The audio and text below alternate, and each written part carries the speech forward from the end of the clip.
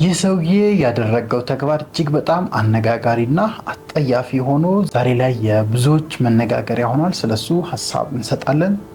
ቲክቶከሮቹ በአለባበሳቸው ታሰሩ የሚልም ደግሞ መረጃ አለ። እስቲ ደግሞ እሱን እንወያይበታለን። በመጨረሻም ሰግጥ ፈምስ የሚል በጣም ህዝቡን ለሁለት የከፈለ አይነት እይታ እንበለው የፐርስፔክቲቭ ስለሆነ አንድ ሰው እንደዚህ አይነት እይታም ሰሞኑን ሶሻል ሚዲያችንን እያጨናነቀ ነው። እዛ ላይ የተወሰነ ሀሳብ እንሰጣለን። ሊቅነቶች ነን። አብራችሁን እስከ መጨረሻው ቆዩ። እንደምን አለሽ ጀሚ? ሰላም ነው አለን። ሁሉ ሰላም። እንዴት ነህ? እየጠፋን እንመለሳለን። እየጠፋን እንዲህ ሰሞኑን እየጠፋን ነው። እስቲ ዛሬ በሰሞኑኛ ሁኔታዎች ላይ የተወሰነ ሀሳቦችን እንሰጣለን። በመጀመሪያ እንዳነሳ ነው የዚህን ሰውዬ ጉዳይ እናያለን። ጋዜጠኛ ስሙ ራሱ ከባድ ነው።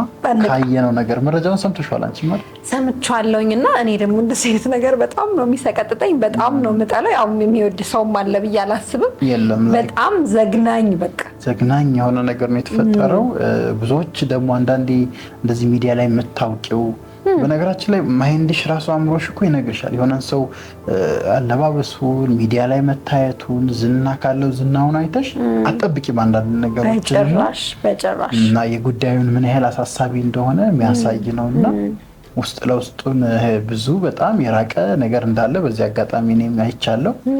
እኛም እንግዲህ ሀሳባችን የአስተሳሰብ ለውጥ ይምጣ፣ የአመለካከት ለውጥ ይምጣ፣ ራሳችንን እንወቅ፣ ኢትዮጵያችንን እንወቅ ስንል ለዚህ ነው። እውነት ነው እና በጣም አሳሳቢ ደረጃ እንደ ሀገር መድረሳችንን የሚያሳይ ነው። እውነት ነው ማለት ላይክ አሁን በተለይ ደግሞ ኢትዮጵያዊነት ውስጥ እንደዚህ አይነት ነገር የለም፣ ቶታሊ የለም። ባህላችን ውስጥ የለም፣ በጭራሽ አስተዳደጋችን ውስጥ የለም። መጤ እኮ ባህል የሚባለው ይሄ እኮ ነው። አዎ ማለት አሁን ኢቭን በውጭ ሀገራት ራሱ ስትሰማው በጣም ይሰቀጥጥህ ነው አይደል? አዎ ሶ ልክ ኢትዮጵያውያን ሆነው ሊያውም እንደዚህ የሚታወቁ ሰዎች ምናምን ሲሆኑ ደግሞ የበለጠ በጣም ዘግናኝ ያደርገዋል። እና ላይክ የውጭ ባህሎችን እንደው ስንወስድም እንደው ጥሩን መልካሙን እኛን የሚያሳድገንን ነው እንጂ እንደዚህ አይነት ነገሮች ለማንም አይጠቅሙም። በጣም ያሳፍራል። ያው ያጋለጠው ሰው መረጃውን በሚታይ መልኩ ሰው በሚረዳው መልኩ ማድረጉም አንድ ትልቅ ነገር ነው። በነገራችን ላይ በዚህ አይነት ስንቱ ተዳፍኖ በቤት ውስጥ እንደዚህ አይነት ስቃይ እንደዚህ አይነት ችግር የደረሰበት እንደሆነ ማሳያም ነው። በዚህ አጋጣሚ እውነት ነው በጣም አሁን ይሄ ደግሞ ምን ይሆናል ለብዙዎች መማሪያ ይሆናል። በጣም ያጋለጠውን ሰው ግን በጣም ማድነቅ እፈልጋለሁ። ምክንያቱም በጣም ፐርሲስት ማድረግ ይፈልጋል። በደንብ ተከታትለው በቃ ለሰዎች መረጃውን ማድረሱ ለሱም ደግሞ ነገ ከነገ ወዲያ ከዚህ አይነት ነገር እኮ ሪስኩ ራሱ ያስፈራል። ትፈሪያለሽ። ጎበዝ ነው፣ ጠንካራ ሰው ነው። ቤተሰቦች በጣም በሰማነው ነገር ቤተሰቦች እጅግ በጣም አዝነናል። ልቦና ይስጠን፣ ወደ ኢትዮጵያዊነታችን ይመልሰን፣ ወደ እኛነታችን እንምጣ። እንዲህ አይነት አስጸያፊ ተግባሮችን የሚያደርጉ አካላትንም እንደው መንግስትም ሀይ ቢል አይደል እርምጃ በተለይ እርምጃ ቢወሰድበት አሁን ይህ ሰውዬ የሆነ እርምጃ ተወስዶበት መማር ቢችል እንደዚህ አይነት ነገር ለሌሎች መማሪያ ይሆናል። በትክክልና በጣም አሳሳቢ ነበር። ብዙዎች የተለያየ ሀሳብ እየሰጠ ነው። ስቲል ፈጣሪ ጠብቀን፣ እኛንም በጣም አስቸጋሪ ልጆቻችንን ፈጣሪ ጠብቅ። ብቻ ያው ለፈጣሪ መስጠት ነው። እንዲህ አይነት ነገር ራሳችሁን ጠብቁ። በቃ ለራሳችሁ ስትሉ፣ ለስነልቦናችሁ ስትሉ፣ ለልጆቻችሁ ስትሉ፣ ለሀገራችሁ ስትሉ ራሳችሁን ጠብቁ። በቃ በዚህ ላይ እንዲህ አይነት ሀሳብ አስቀምጠናል። እናንተም ሀሳብ ካላችሁ ኮሜንት ላይ አስቀምጡልን። ወደ ሁለተኛው ጉዳያችን ስንመጣ ቲክቶከሮቹ በአለባበሳቸው ታሰሩ።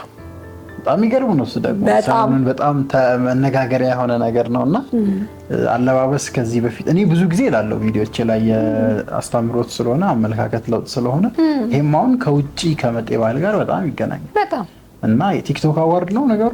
ቲክቶክ ክሬቲቭ አዋርድ ቲክቶክ ክሬቲቭ አዋርድ የሚል ነው። የሆነ እኮ ታይቶ ነበረ ከዚህ በፊትም ምናምን እንደዚህ አይነት ነገር አሁን አገጠጠ ወጣ እንጂ እንደዚህ አይነት ነገሮች ነበሩ። ላይክ እኛ እንግዲህ ኢትዮጵያዊ ነው እንታወቃለን። በኢትዮጵያዊነታችን አለባበሳችን ይታወቃል፣ ያለን ሀገራዊ ባህል ይታወቃል። ላይክ ደፍረን ማናደርጋቸው ነገሮች አሉ፣ ሰው ፊት ይዘን ማንወጣቸው ነገሮች አሉ አይደል? ጭራሽ ማለት እንደዚህ ደረጃ መድረሱ በጣም ገረመኝ። አሁን ይሄ አለባበስ ብታዩ ኦልሞስት በቃ የሆኑ ሴሌብሪቲዎች ውጭ ላይ ሊያደርጉት ይችላል፣ ግን በኢትዮጵያ ባህል ይሄም አለባበስ ኔቨር በቃ ወንድ ሆኖ እንደ የሴትና ቀሚስ ለብሶሽ ማለት አይቻልም። አይቺም አላውቅም። በጣም አስደንጋጭ ነው፣ በጣም አስደንጋጭ ነው። እና እኔ በአንድ በኩል በጣም ደስ ብሎኛል።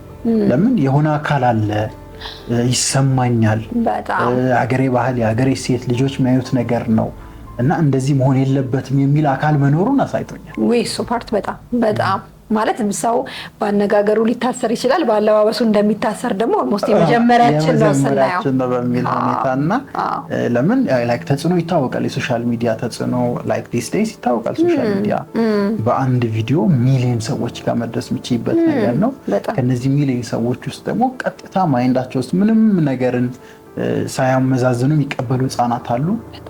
ነገ ከነገ ወዲያ ያን አለባበስ ያየ ህፃን ልጅ እንትና አሁን ደግሞ ይታወቃል። ቲክቶከር ከሆነ በተለይ ህፃኑ ማዋቂው ነው ስሙን የሚጠራው እንደሱ ነው የምለብሰው ምናምን ያለ ህፃናት ሊወጡ ይችላሉ። የኔም ልጅ እውነት ነው እና ያ ነገር በጊዜ እንዲገታ እንደመማሪያ ለእነዚህ ሰዎች የተደረገው ነገር ጥሩ ነው። ያው እኔ እኮ አንዳንዴ ማለት ነው ቲክቶክ ላይ የሚሰሩት ነገሮች እንደው ማለት ነገ ከነገ ወዲያ ቤተሰብ ሲያየው ዘመድ ሲያየው ሲሰማው ምን ይላል ምናምን ተብሎ አይታሰብም። ግን አንዳንዴ ላይክ ቫልዩ የምንለው ነገር አለ አይደል? በህይወት ቦታ የምንሰጠው ቅድሚያ የምንሰጠው ነገር የምንለው አንዳንዴ በጣም ተቸግረው ሰው ሲቸገር ገንዘብን በጣም ቫልዩ ያደርጋል። ሰው በጣም ሲቸገር አሁን ላይ በተለይ ቲክቶክ ላይ ዝናን ቫልዩ ያደርጋል። አሁን እንደዛ አይነት ሰው አይደለም። ኦልሞስት ረጅም ዓመታትን ቲክቶክ ላይ ቆይቻለሁ። ግን ዝነኛ መሆን ብፈልግ ደግሞ ማድረግ ያሉብኝ ነገሮች በግልጽ ከድሮ ጀምሮ ስጀምር ጀምሮ 21 ምናምን ጀምሮ አውቃለሁ። ግን የዛኔ አልበለጠብኝም፣ ክብሬ ይበልጥብኛል። ነገ ይሄን ቪዲዮ ይሄን ነገር ብሰራ ነገ ሰው ምን ይለኛል የሚለው ነገር ይበልጥብኛል። ለምን የራሴ ሪስፔክት። አንዳንዱ ግን ዝናንና ገንዘብን ያስቀድማል። እንደዛ አይነቶቹ ናቸው በነገራችን ላይ አሁን ማለት ምክንያቱም ጊዜ ያልፋል። የሚገርምህ ነገር አሁን ላይክ ኤርሊ 20s ላይ ሊሆኑ ይችላሉ ምናምን ያሉበት ኤጅ ላይክ ቲኔጀርም ሊሆኑ ይችላሉ whatever። ግን ነገ ከነገ ወዲያ 30 ይመጣል፣ ነገ ከነገ ወዲያ 40 ይመጣል፣ ልጆች ይመጣሉ፣ ቤተሰብ ይመጣል ምናምንና ላይክ ምንድነው ኤክስፕሌን የምታረገው? ይሄን ሰርቼም ምን ይሉኛል ምን ብለህ ኤክስፕሌን ታደርጋለህ? ማለት ይሄ ማሚ አንቺ ነበርሽ ምናምን ስትባል ምንድነው የምትመልሰው? በነገራችን ላይ በአለባበስ ብቻ አይደለም በየኮንቴንቱ ብንገባ በጣም የሚዘገንኑ ነገሮች እናገኛለን። ሪሊ ማለት ዝነኛ ለመሆን ተብሎ ይሄ አሁን ላይ ተወሰነ እያነበብኩ ነበር። ይሄ ላይቭ ላይም ያሉ ጌሞችንም መንግስት እንዲያስተውል ምናምን የሚል ነገር በጣም አሰቃቂ ነገሮች ይደረጋሉ። ከኛ ባህል ያፈነገጠ ማህበረሰብን ትውልድን የሚያበላሽ ትርጉም የማይሰጡ ነገሮችና በጣም አንዳንዱ ነገር ለዝና ለገንዘብ ቫልዩ ያላችሁ ራሳችሁን በጣም አይሆኑ ነገሮች አልባሌ ነገሮች ውስጥ የምትጨምሩ ሰዎች እባካችሁ ተቆጠቡ። ህሊና ራሱ በቂ እኮ ነው ይሄንን ለማገናዘብ። ኖርማሊ በቃ እንደ ቁጭ ብለክ እንደ ጤነኛ ሰው 18 ዓመት በላይ ከሆንሽ ህሊና ራሱ በቂ ነው እኮ ነው ይልካል። ኦልሬዲ በእርግጠኝነት የሁሉም ሰው ህሊና ኦልሬዲ አእምሮ ውስጥ የሚጽፈው ነገር አለ። እነዚህን ፎቶዎች ምናምን ስታይ ላይክ በነገራችን ላይ ይሄ ነገር እንደዚህ ከቀጠለ እኔ አሁን አንዱ ደስ ያለኝ ምክንያት ለዛ ነው። እኛ አሁን አስተማሪዎች ነን። ዩቲዩብ ላይ ቲክቶክ ላይ አስተማሪ ነገር ባህሪ ላይ ስነ ልቦና ላይ ማይንድሴት ላይ ነው የምሰራው። ብዙ መምህራን አሉ፣ መጽሐፍ ሪቪው የሚያደርጉ ሰዎች አሉ። ቪው የላቸው የሚያያቸው ሰው የለም። ይታወቃል። ጠቃሚ ነገር ማህበረሰብ የሚያሳድግ ነገር ጠቃሚ ነገር ምናምን ብዙ አይታይም።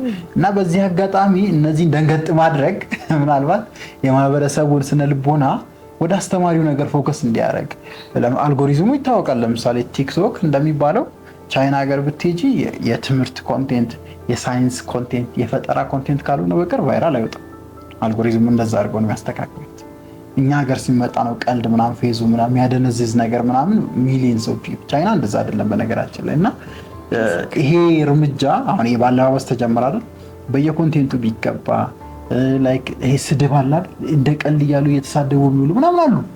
እነሱ ጋር ቢገባ አይ ቲንክ ሞስት ኦፍ ዘ ታይም የህብረተሰቡን ትኩረት ወደ በአመዛኙ ወደሚያስተምር የህብረተሰቡን ትኩረት ወደሚያንጽ ነገር ፎከስ እናደርጋለን ብዬ አስባለሁ። ሶ ቲክቶከሮቹ ያው መማሪያ ይሆናል የታሰሩታ እነሱም ልቦና ይስጣቸው እንላለን። ወደ መጨረሻ ጉዳያችን እንምጣ። ሰግጥ ፈምሳ የሶሻል ሚዲያው መነጋገሪያ ህዝቡ በሁለት ጎራ የከፈለ ነገር ነው። በጣም እውነት ነው። አንቺ በየትኛው ጎራ ነሽ? ማለት እኔ ሁል ጊዜ ከጥሩ ነገሩ መጀመር ደስ ይለኛል። ማለት ሁሉንም ነገር ጥሩ ሳይዱን ማየት።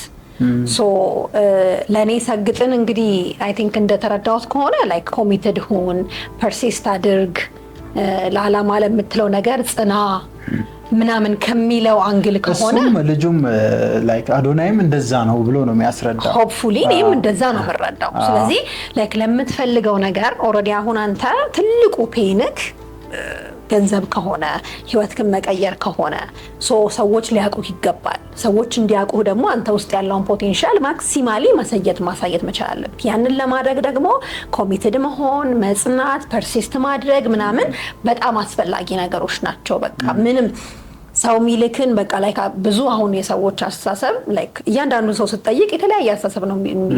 አሁን አንደኛው የሁሉም ሰው አስተሳሰብ ይለያያል። ፐርስፔክቲቭ እይታ ፐርሰፕሽኑ ይለያያል። አንደኛው አሁን አንቺ ያልሽው መንገድ ነው ሰግጥን አንደኛው ሰግጥ ፋሚሊን የተረዳበት መንገድ።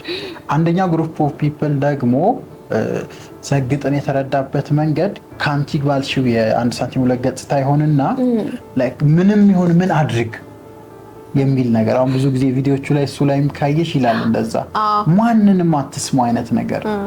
ሀገር ባህል አሁን የሚታሰሩበት ምክንያት ማለት እሱ ይመስለኛልና የሰግጥ ሌላኛው መንገድ እሱ ነው። ማንንም አትስሚ፣ ልብሽ ውስጥ የፈቀደሽውን ነገር በይ፣ ቲክቶክ ላይ አውሪ፣ ሶሻል ሚዲያ ላይ አውሪ፣ ብልግና ምናምን ይሁን ምንም አይመለከትሽም፣ ብቻ አንቺን ስግጥ በይ፣ ፌመስ ያርግሽ፣ ገንዘብ ያምጣ፣ ህይወትሽን ቀይሪ ምናምን። ዞሮ ዞሮ እይታው በሁለቱ መሃል ነው የሚሆነው እና ክሊር አውት የሆነ ነገር የለው፣ ግልጽ የሆነ የሚታይ ነገር ግን አይ ቲንክ ቃሉ ደግሞ ኦፌንድ ያደርጋል።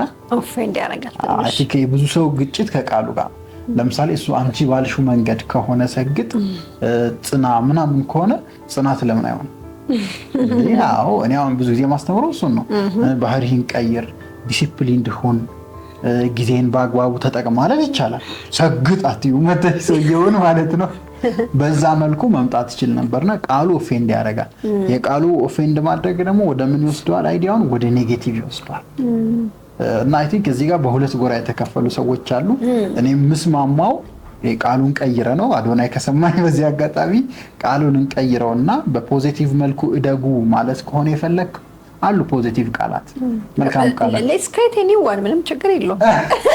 ጽና ለምሳሌ ጽና ሊሆን ይችላል። ብዙ ነገሮችን ይይዛል ጽናት። ለምሳሌ ትዕግስትን ይይዛል ጽናት፣ ትኩረትን ይይዛል ጽናት፣ ጊዜን በአግባቡ አንድ ነገር ላይ ማዋልን ይይዛል ጽናት። ስለዚህ ጽና ሊሆን ይችላል ቃል። አሁን ጽና ብትይኝ እኔ አልበሳጭ፣ ሰግጥ ብትይኝ ግን ኦፌንድ ያደርገኛል። አይ በጣም ብዙ ሰዎችም ማስተያየት ሲሰጡበት ያየን ነበር። ኦልሞስት ኢትዮጵያ ውስጥ ያለ ሰው በሙሉ ኢቭን በጣም የምናከብራቸው ሰዎች በጣም ትልልቅ የምንላቸው ሰዎች በህግ እንዲጠየቁላ እየተባለ ሰምተሻል አይደል? ይሄ ፍልስፍና ጥሩ አይደለም። ሰው ሰግጥ ስትዩ ህፃን ልጅ ይወጣና ራቁቱን ካልደነስኩ ይላል። ሰግጥ ነው ያልሽው፣ ሌላ ነገር አልነገርሽም። ሰግጥ የሆነ ነገር አድርግ፣ ማንንም አትስማ ስትዩ ደህና በጨዋ ደንብ ያደገ የቤት ልጅ ይወጣና ማጅራት መቼ ይሆናል፣ ገንዘብ ላገኝ ነው፣ በቃ የምፈልገውን ነው ማድረገው ምናምን ይላል። ብዙ ኢንቴንሽን ይኖረዋል ማለት ነው ቃሉ። ስለዚህ በዛ ወይ ብዙዎች ለሁለት ጎራ ተከፍለዋል። እናንተ በየትኛው በኩል ናችሁ? ምን ትላላችሁ? ኮሜንት ላይ ሀሳባችሁን አስቀምጡልን። በቀጣይ ሰሞንኛ ኢሹ እስክንገናኝ ሰላም ሁኑልን፣ ሰላም ቆዩልን። ኮሜንታችሁን ግን እንጠብቃለን። ቻው፣ ሰላም ቆዩ።